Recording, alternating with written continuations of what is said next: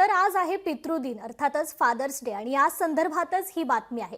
नागपुरात red light परिसरातील बेवारस मुले, अनाथ मुले आणि पीडित अनाथ महिलांचा मोठा प्रश्न समाजात निर्माण झाला असतानाच नागपुरातील राम इंगोले हे शेकडो अनाथांचे वडील ठरलेत। नागपुरात गेल्या 35 ते 40 वर्षांपासून शेकडो बेवारस मुलांचा बाप होऊन त्यांचं संगोपन करणारं नाव म्हणजेच रामभाऊ इंगोले। रामभाऊ यांनी संपूर्ण आयुष्य बेवारस मुलामुलींचं संगोपन करण्यात घालवलंय। समाजसेवक रामभाऊ इंगोले हे एक दोन नाहीत तर शेकडो मुलांचे वडील झालेत। आज जागतिक फादर्स डे साजरा केला जातो। त्यानिमित्ताने या मुलांचं संगोपन करणाऱ्या या बाप माणसाच्या जीवन कार्य इतरांना प्रेरणा देणारं ठरतंय।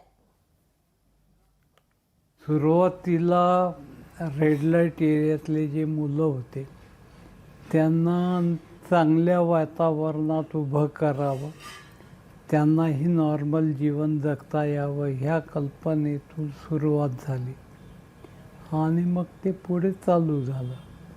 ते पुढे रेड लाईट एरियातल्या मुलांसोबत मग काही अनाथ मुलंही आले आणि त्यांना घेऊन मी करत राहिलो। जवळपास आता नोकरीला लागलेले 70-72 मुलं आहेत।